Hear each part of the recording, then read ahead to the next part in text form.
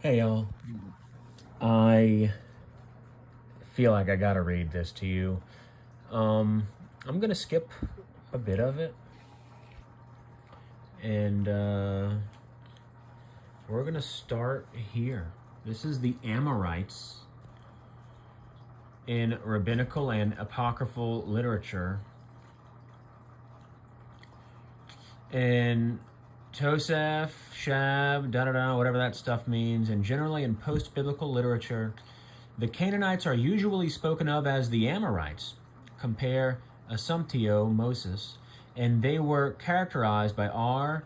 Jose, the chronicler, as the most intractable of all nations. To the apocryphal writers of the first and second pre-Christian century, they are the main representatives. What does intractable mean, by the way?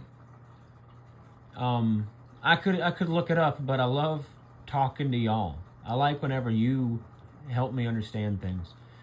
I like when we help one another. To the apocryphal writers of the first and second pre-Christian century, they are the main representatives of heathen superstition, loathed as idolaters, in whose ordinances Israelites may not walk. A special section of the Talmud is devoted to the various superstitions called the ways of the Amorites. According to the Book of Jubilees, the former terrible giants, the Rephaim, gave way to the Amorites, an evil and sinful people whose wickedness surpasses that of any other, and whose life will be cut short on earth. In the Syriac apocalypse of Baruch, they are symbolized by black water, on account of their black art, their witchcraft, and impure mysteries by which they contaminated Israel in the time of the judges. This refers to the strange story of Kenaz, preserved in the Chronicle of Jeremiel, which relates how the tribes of Israel learned all their wickedness from the Amorites, the masters of witchcraft, whose books they kept hidden under Mount Abram, and whose wonder-working idols, 7 holy nymphs, they had concealed beneath Mount Shechem. Each of these idols was adorned with precious stones, which shone at night like the light of day, and by their power sight was restored to the blind. Are you following along with the symbolism? It's fake light. Kenaz, the son of Caleb and father of Othniel. Sorry, I got distracted by my ridiculous cats. Boys, will you please? Goodness. Each of these idols, Othniel, there we are. Kenaz, the son of Caleb and father of Othniel, when hearing of this, forthwith destroyed the idolatrous Israelites by fire, but tried in vain to destroy either the magic books or the stones. So he buried the books, but in the morning found them transformed into 12 precious stones, with the names of the 12 tribes of Israel engraved upon them. And later they were used in Solomon's temple. Then, with the help of the angel Gabriel, he smote the Amorites with blindness and destroyed them with his sword.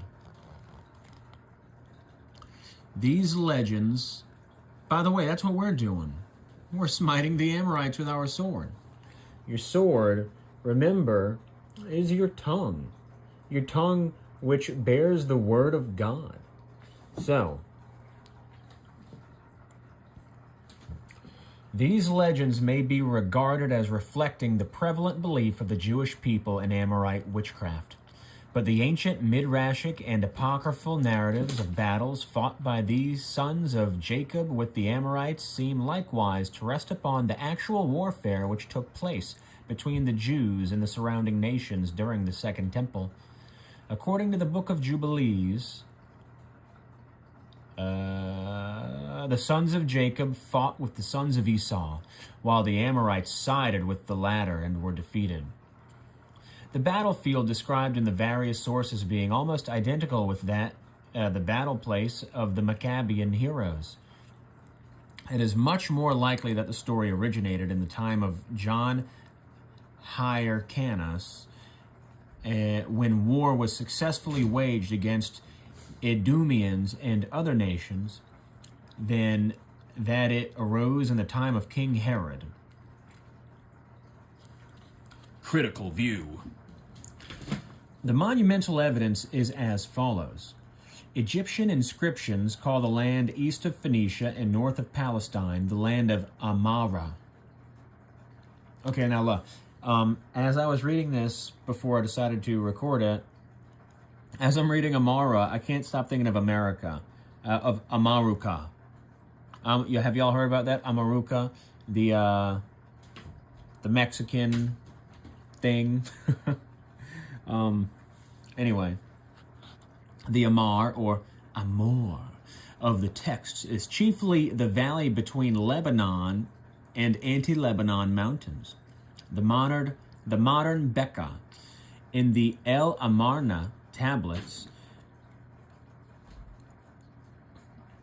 Aziru, the prince of the same region, is called Prince of Amuru. The latter name does not seem to be much more comprehensive in the Egyptian texts, and certainly does not apply to Palestine. Only in the latter cuneiform text, the old expression Amuru, not to be read Aharu, yeah, we get it, it's Amuru, is used so vaguely that Phoenicia and even neighboring countries are included. The Babylonian letter group Immartu, or Martu for west, hardly belongs here, but because of the similar sound in its earlier forms, it was written for Amuru in the Amarna tablets, and still more frequently afterward in the extended signification, is that the word? Signification of Amuru. At present, it is not very easy to show the connection between the monumental Amorites and the Palestinian Amorites of the Bible. Winkler assumes that the Amorites somehow about the time of El Amarna tablets descended into Palestine from their original northern habitations. He supports this by the fact that only those of the earlier biblical traditions which belonged to the northern kingdom contained the name Amorites, namely the prophet Amos and those parts of the Pentateuch which the critics assigned to E, the Elohistic or Ephraimitic writer. For this critical distinction in the use of the name, see E. Meyer and Stade's Zeitschrift. Okay,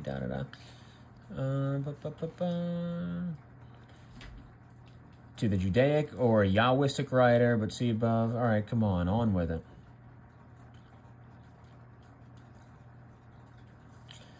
Wellhausen assumes that Amorites and Canaanites are synonymous expressions, synonymous expressions, only that the former is used of the Canaanites exterminated by Israel, the latter to distinguish them from those living among the Israelites at the time of the kings.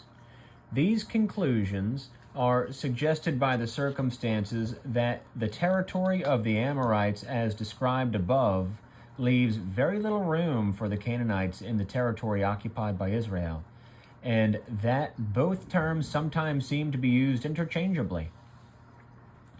Thus, Amorite would be the more ancient name, obscure even to the earliest writers. It is not certain that these writers were influenced by the etymology of the word.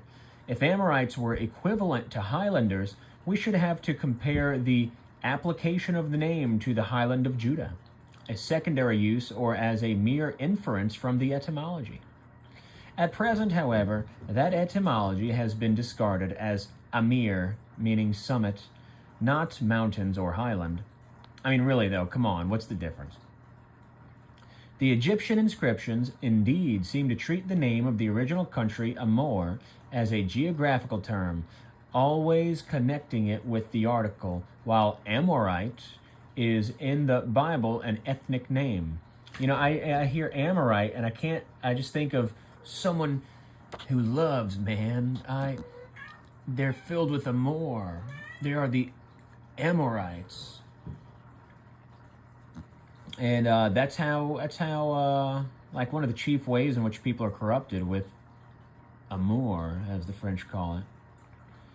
How the Amorites, or at least their name, came to Palestine still awaits plausible explanation.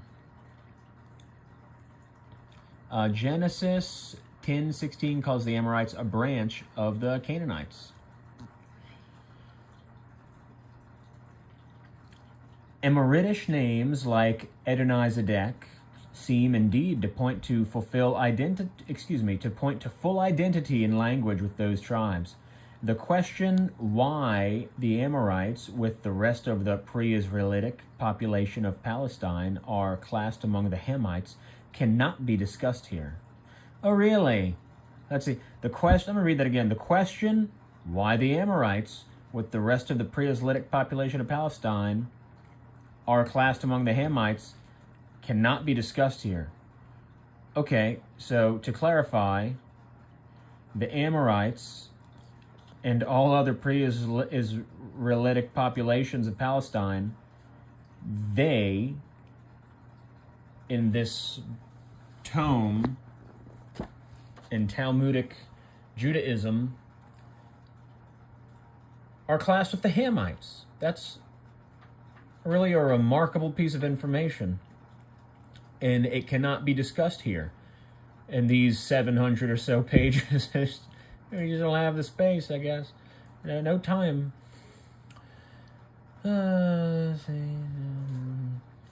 Sayce has tried to explain this by assuming a connection between the Amorites and the Canaanites in general with the ancient Libyans, entirely on the basis of a certain similarity of the facial type in one Egyptian sculpture of Ramses III. There's something going on with these here Libyans, brothers and sisters, I'll tell you that. Them Libyans and their cedars. What do you know about Libyans and their cedars? I know that trees are people. I know that a tree is known by its fruits. What can you tell me? The numerous other Egyptian pictures of these nations, however, do not confirm this, and a linguistic comparison of Canaanitish, see above, on its identity with Amoritish, and Libyan is impossible. A comparison is impossible. It's saying that a comparison is impossible. Yeah, whatever. The remote relationship between all Hamites and the Proto-Semites in race and language does not belong here. Okay, if you insist.